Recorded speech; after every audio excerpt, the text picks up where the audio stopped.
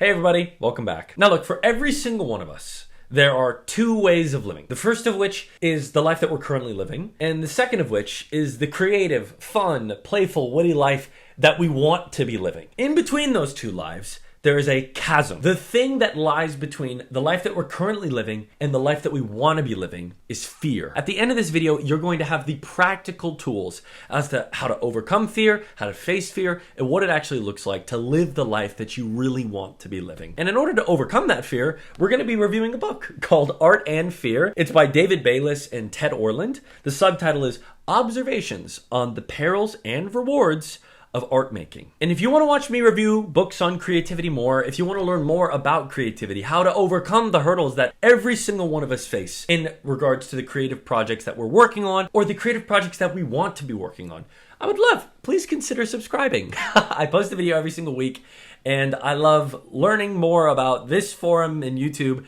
and learning more about creativity. So feel free to subscribe. So the three things that we're going to be discussing in order to live the creative life that we want to be living are as follows. First, we have to accept the uncertainty of creativity. The second is that we have to get over ourselves. And the third of which is we have to ruthlessly reject the lie of perfectionism.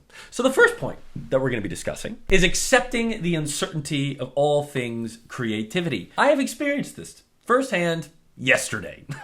I'm doing a lot of writing recently, and I sat down yesterday to work on a project I've been working on for many, many months, and I had this fear that gripped my heart, and perhaps you feel the same. You've worked on a project, or you're wanting to start a project, or you're halfway through it and you're caught in that middle plateau between not being close to the start and not even being close to the finish, kind of right in the middle there. And there's this overwhelming fear that maybe the project isn't going to get done, or if it is going to get done, that it's going to be terrible, or that you've sunk hours and hours and hours into this project just to find out it's really not what you wanted it to be. These are all the voice of fear whenever we're approaching a creative project or whenever we're working on something that we love.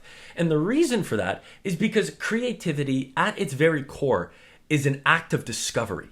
It's the process of walking around in the forest and kind of feeling around and trying to discover things that were not before. And the way that you overcome that fear is by radically accepting the uncertainty of the creative projects that you're putting your hand to. In a practical way that you can accept this uncertainty is to look at the people around you, the people that inspire you, the people that you draw inspiration from. And you have to understand that they started right where you're at right now. Most of them started right at the bottom of the barrel.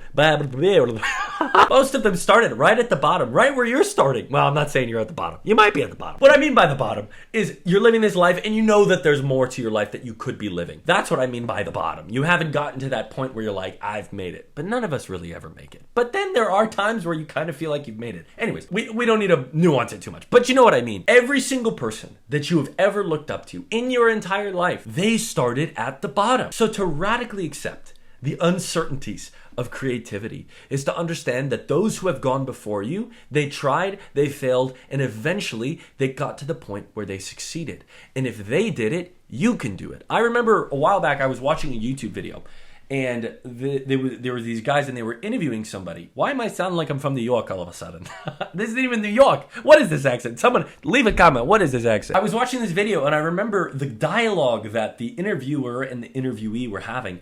And I thought to myself, hold on a second.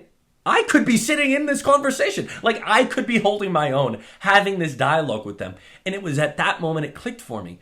They are no different than me. You right now watching this video, you are no different than the person that you watch and that you aspire to become like. The only difference between you and them is that they have accepted the uncertainty of the creative process and understanding that it's never going to be perfect the first time. We're going to address perfectionism in the third point, so stick around. So to go from the life that you're living to the life that you want to be living, the first point is you have to accept the fact that there's always going to be uncertainty.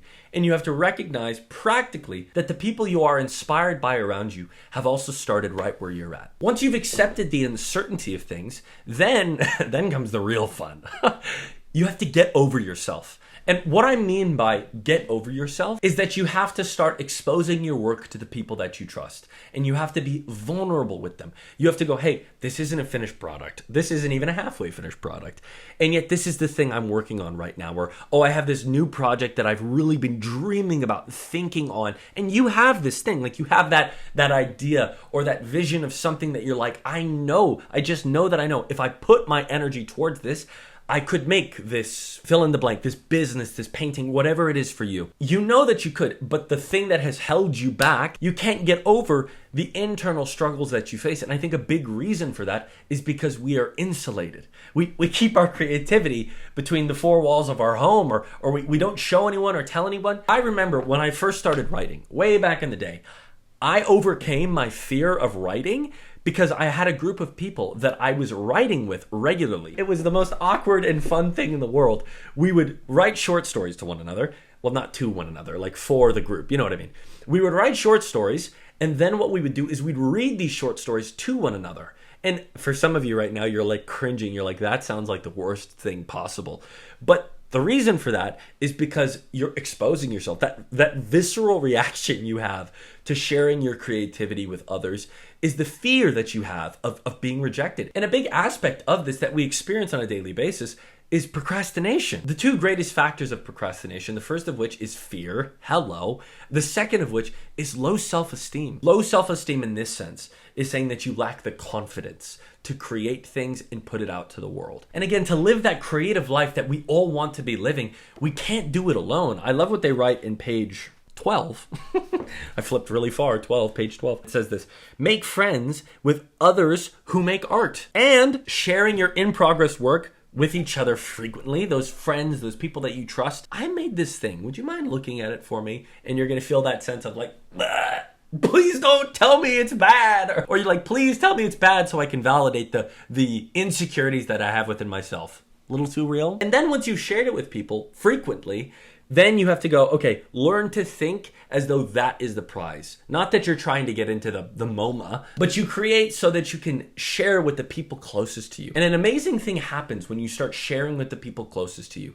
You start going from, oh, this is the life, this is the ordinary life I'm currently living, and I want to be living this life of creativity.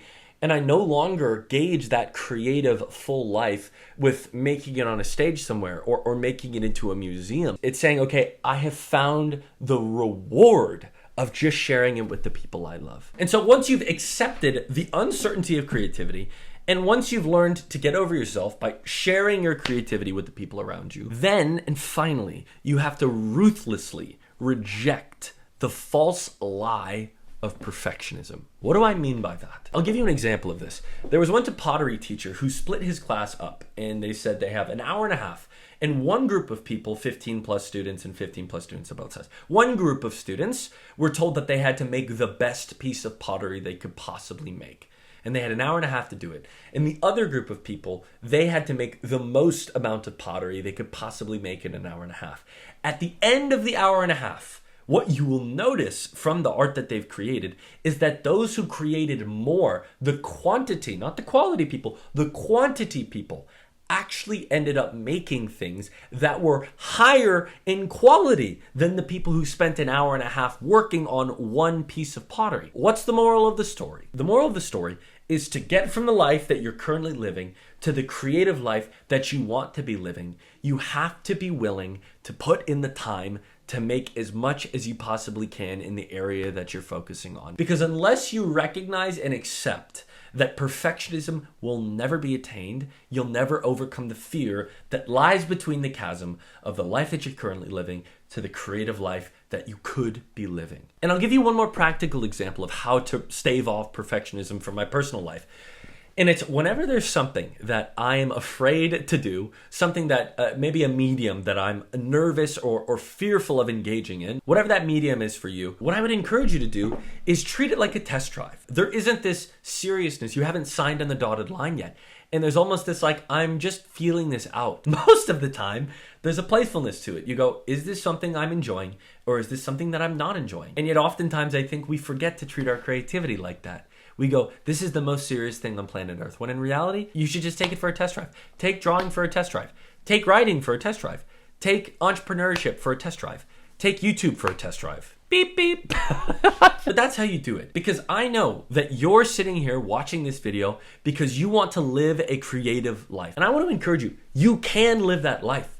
But the way that you live that life is by accepting the uncertainties of creativity, really embracing them to their entirety. Then it's getting over yourself, putting your work before the people that you love and trust, letting them critique it, letting them encourage you, and recognizing that you're not quite as good as you want to be yet. And then third and finally is ruthlessly rejecting the lie that you have to have everything perfect. Because it's actually from the place of making mistakes over and over and over again that you can actually make something of substance. Thank you so much for watching. If you liked the video, feel free to click on this one, click on that one. Feel free to pick up Art and Fear in the link below, and I will see you next week. Chat with you soon.